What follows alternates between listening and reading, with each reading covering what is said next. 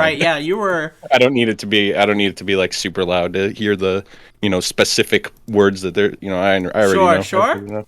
All right, so let's do the introduction. So, why are people listening to your voice right now? So you are somewhere, I don't know where, you're sitting, presumably you could be standing, but I'm going to make assumptions, like, just for the story. You're sitting, you've got some audio apparatus on, and you're speaking words, and then now there's other people listening to them. Could you explain how this happened?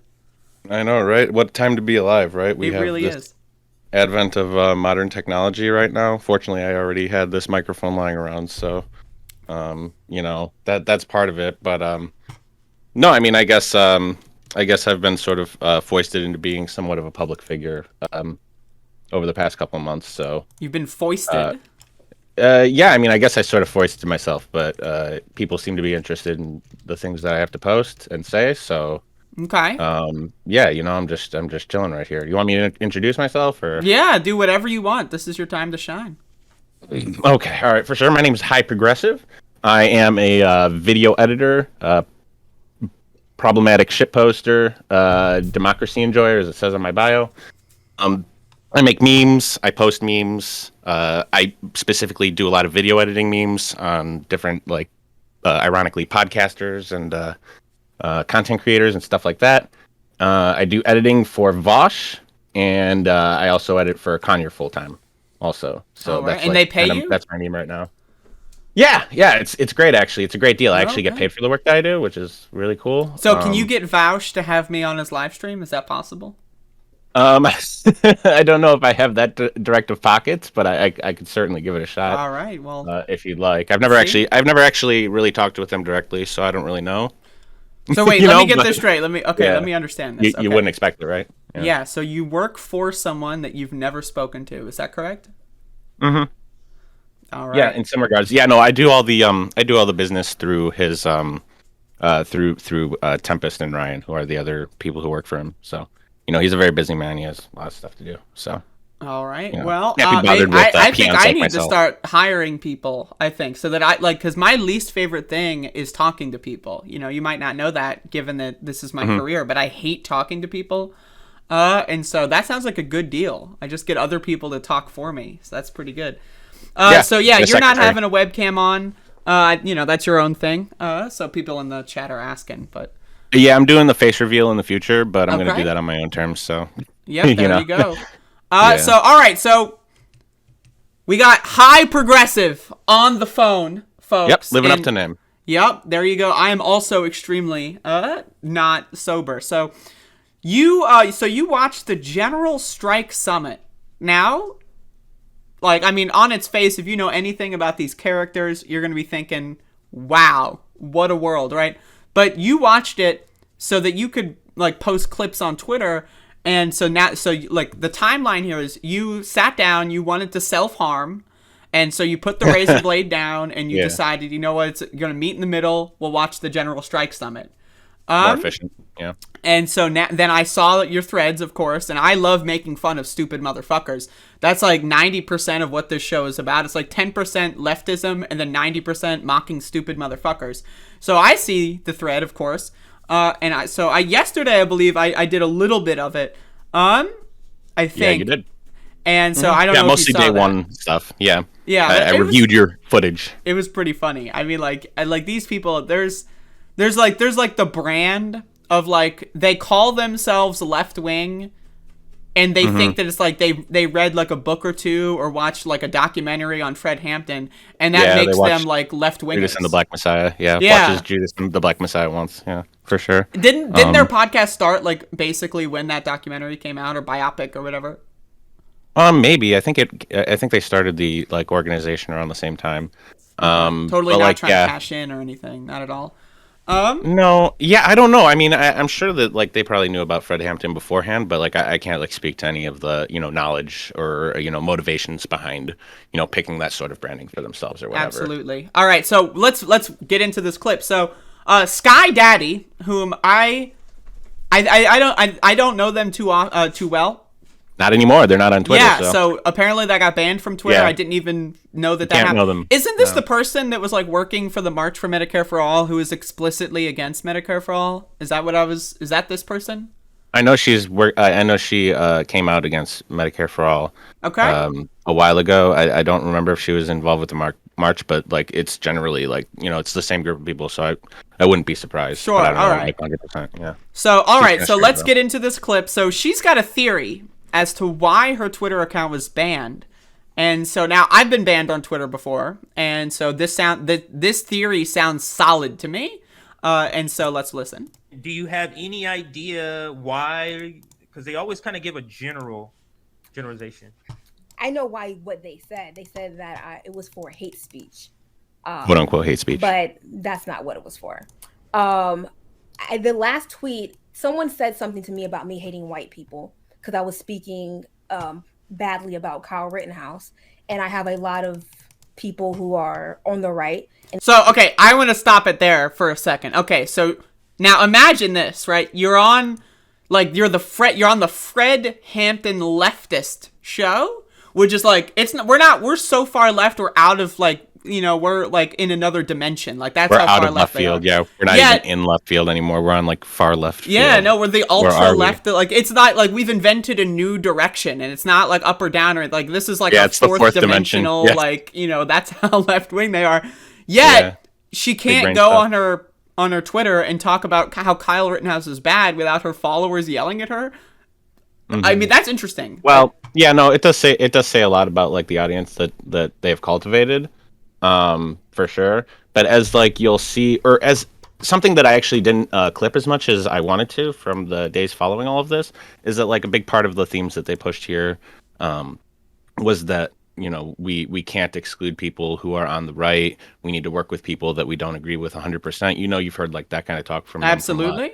Right. And I don't have a problem with that on its face, which is part of the reason why I didn't really post clips of them saying stuff like that. But the problem is like with the implications of what they specifically mean when they say that, because when you see their words being put into practice, they end up, inviting some pretty unsavory figures into their space who believe some pretty harmful things. Yeah, I It's mean, not a difference of left and right only. It's like a difference of like good and bad, because not all right wingers Absolutely. are like horrible, but like the right wing logic that they bring on this show to help justify and to help platform is like it's categorically bad in my opinion. So that's the thing, is like Kyle Rittenhouse to me is like one of those cases where if you support him in any capacity, I feel like you're just a genuinely horrible person, right? So like that to me, it's like, again, like you can be a left winger and then or a right winger and still agree that guy is not.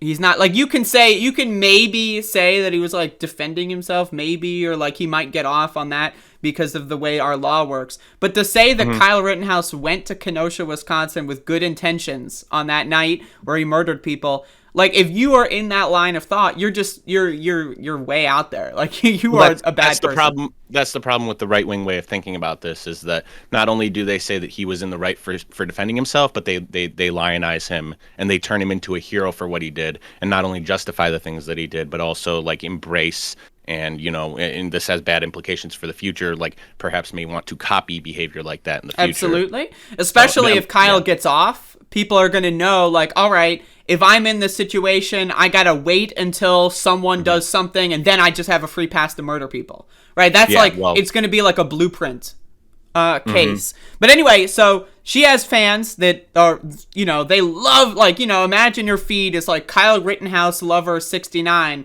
and then Sky Daddy. Like that's your Twitter following. You got two people you're following, and those are the two. So let's keep listening. They're about to disagree real hard on something you won't expect where. Whoa. and they were sucking his dick.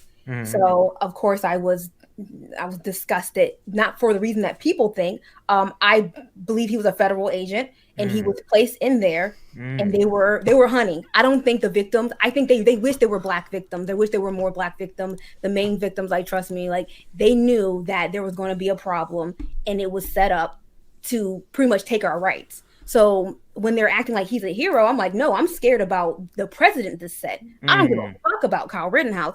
He can go fuck himself. And but I was sitting there saying that he was a crisis actor and that he was a federal agent and that this is just all take our rights because the CIA don't stop doing CIA shit. People were like, no. oh, you're conspiracy theorists. Bro, if you look at the past of what they do to movements, if you look at the past of what they've done to revolutionaries, if you look how they infiltrated and co-opted, if you look at the media and what they have done in the media, the CIA didn't stop doing this shit. Operation Mockingbird didn't stop. This is things that are known. So once that happened, some random bot account came and baited me. I fell for it. I was just being sarcastic, and he was like, "Oh, you hate all white people. You're just another racist black." And I was like, "Hell yeah, death to whitey, LOL." That's pretty funny. I will say that's pretty funny. Wow. So now, like, all right, maybe. So okay, all right. So Put up in punchline. It's just so good. Like that's, I will say that is pretty funny. Death to whitey is pretty funny. But okay, so this is actually, I didn't, I don't know if I've seen this clip. I'm not sure. But so Kyle Rittenhouse actually works for the FBI. CIA, or I think the FBI and the CIA. I think Did she said, say FBI? I know they said. Hold on, I'm rewinding. Dick. They So said of course CIA I was sure. I was disgusted, not for the reason that people believe he was a federal agent and he was placed in there, and they were federal agent. Okay, federal agent. Okay, Federal so it could be Bureau of both. Investigation. Because she did say, as they said, FBI, or they said CIA later, and I remember people pointing that out, that like they're conflating, like, because the CIA takes care of like foreign operations and the FBI is like domestic operations. Yeah. So, like, No, I mean, either way, like, I think it's possible. Right, like it's possible, but it's possible. Still on no basis, right? Like it is like no it is it like you could jump off the Empire State Building and then survive. Like that's also possible. Possible. It's a big cushion at the bottom, but it's going to be pretty difficult to pull it off. But so Kyle Rittenhouse is a CIA agent. He's undercover, sent there to hunt down black people. Now, aside from the CIA part, that sounds about accurate to me.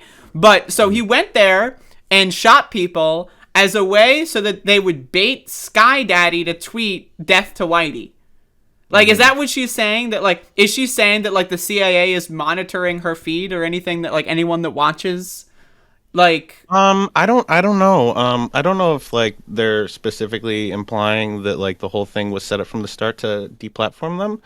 I don't know if that's necessarily the implication here, though. Sure. But I think that, like, the idea that, like, that like the members of the Fred Hampton leftists or people are like up against, like, what would be like, sort of like the left wing equivalent of the deep state, like trying to, like, push down like real working class activists, is like sort of a narrative that you find running through all of these conferences that they had.